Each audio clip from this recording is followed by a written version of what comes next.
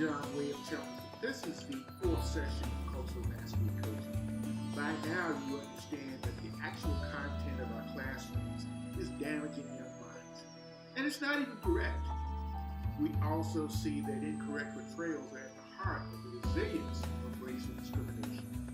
A jury just found Dylan Roof guilty for the murder of 9 worshipers at Mother Emanuel AME Church in Charleston.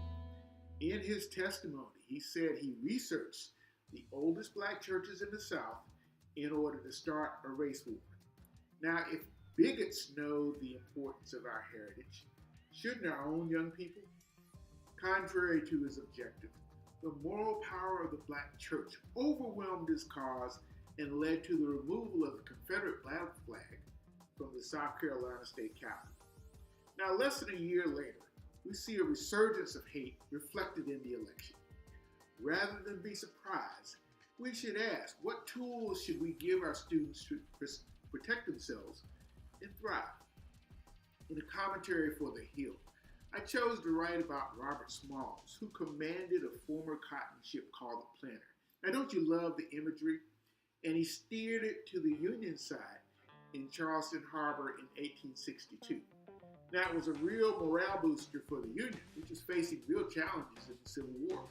But it also, in one move, dismissed the stereotypes that blacks were not worthy of freedom. 4 months later, President Lincoln would issue the Emancipation Proclamation. Now, because of Small's action, the proclamation allowed 225,000 African Americans to fight on the Union side during the Civil War. Now, they followed in the footsteps of Crispus Attucks, the first American to die for this country in 1770. Black American Day on March 5th marks his martyrdom. Now, most people don't know this is a state education holiday in California, and it should be across the country. In 1780, 20% of the population in 13 colonies was African American. That's 800,000. By 1860, that number had grown to 4.4 million, doubling to 8.8 million by 1900, and tripling to 34.6 million by 2000. Today's 40 million blacks are expected to grow to 76 million by 2060, 17.8% of the population. One of the great exercises we can do with young people to get them to see their role in society is to actually have them do population projections on their own neighborhoods, on their own communities, particularly their legacy and the future of the black population.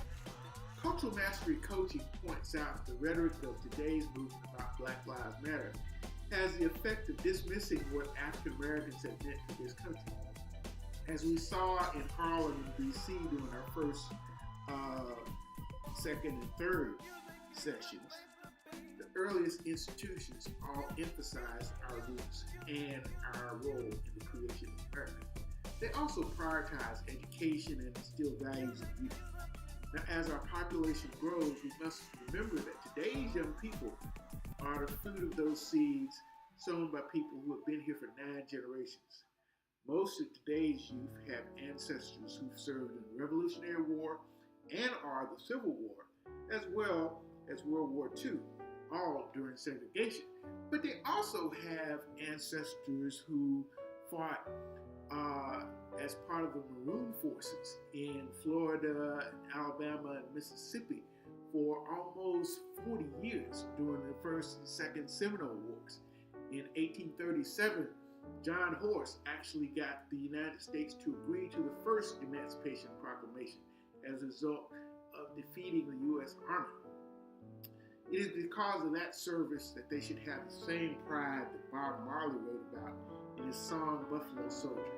Now, in New York and Chicago, there are armories where African American regiments marched from World War II, actually World War I. In Los Angeles, we have the legacy of Howard Skippy Smith, the parachute manufacturer who supplied our troops in World War II. Now, our cultural mastery strategy to instill this awareness in today's youth is the following exercise. We call it belonging balls. So I'm featured in a new documentary called Gina's Journey. And Sean Durant uses reenactments to tell how Regina Mason uncovered her ancestors' slave narrative, the first that was published by Freeman. And she began to hear about it when she was an elementary school student in Berkeley. And with the theme for Black History Month of the crisis in Black education, it is most helpful for parents, teachers, and students to understand African Americans already know how to create and maintain successful schools. African free schools were a model that spread across the country. In the 20th century, Rosenwald schools were actually built by rural communities using their own funds and labor when state governments wouldn't provide for Black youth. Between military and educational heroes, there are lots of scripts that can be crafted in every city in which students can go back in time to overcome their own sense of shame. That shame is the primary way that racism affects African Americans. The story of Black history is one of tremendous accomplishments in every part of this country. It is enough for students to study every day in every subject. But first, they got to start with a new norm. The exercise of going back in time by creating costumes, researching historical figures, learning dance and other customs lets today's young people know the expectations which their ancestors operated from. They didn't see themselves as less than, but their actions made them far more than anyone gave them credit for. As someone said at a celebration I recently attended, people who were born in slavery still understood the importance of freedom. So, why is there such a focus on the Roman Empire or Shakespeare in our classes? Because those episodes create a norm for students. African Americans have just as distinguished a history and need that affirmation in the curriculum. The Leidesdorff Ball in San Francisco highlights the anniversary of the founding of the first public school in California. That's the same kind of shot in the arm that Robert Smalls gave the enslaved Africans during the Civil War. In New York City, we have the example of the 7 African free schools, where you had classes as large as 200 that were still very successful. In Florida, we have a society created around Fort Rosé, a fortification in northern Florida that was supported by the Spanish and French, where escaped Africans could go to. In New Orleans, we have the elaborate rituals of Congo Square, which syncretize African, European, and indigenous traditions. In Los Angeles, we have El Pueblo, Fandangos, and Pico Brothers. 26 of the first 44 settlers of Los Angeles are Black. Chicago students can see how Jean-Baptiste Rousseau entertained travelers in his trading post, which was the foundation of the creation of Chicago. Road to Ratification gives resources for creating such exercises in every state. Reunion programming during February and March takes us away from those endless debates about the crisis in Black education and gives us a time-tested solution in Black communities that relied on it for 500 years. Students need to understand that they're a link in the chain of history connected 10 million years of human existence, most of it exclusively in the African continent.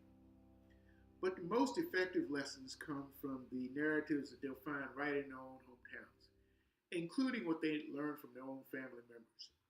Subscribe your school to Reunion to get the full benefit of our connection to the most effective sources of information which unlock the hidden pearls of your students' past. During this season, many of us are astounded to know that there are a group of Black women who were the mathematicians who calculated the first space flight, particularly at a time when today's young people are being supposedly introduced to coding. The movie Hidden Figures is just a minute part of the Black experience. On January 15th, we're honoring the Silicon Valley Engineering Hall of Fame member, Roy Clay, who began programming when Bill Gates was 2 months old in 1956. And he's featured in our documentary, Freedom Riders of the Cutting Edge. On January 14th, we hold the Vision Reunions Children's Book, Game, and Toy Festival in Los Angeles with a screening of Gina's Journey. It's all part of the premiere weekend of season 2017 for Reunion, entitled Breathing Freedom. We start on January 13th with the tour of Banneker to Barak, 2 centuries of African American heritage in the nation's capital. Our goal is to give you the tools to leverage Black History Month into the infusion needed throughout the year. It's time for a reunion of education, arts, and heritage so that, as Langston Hughes wrote, America will be America for me.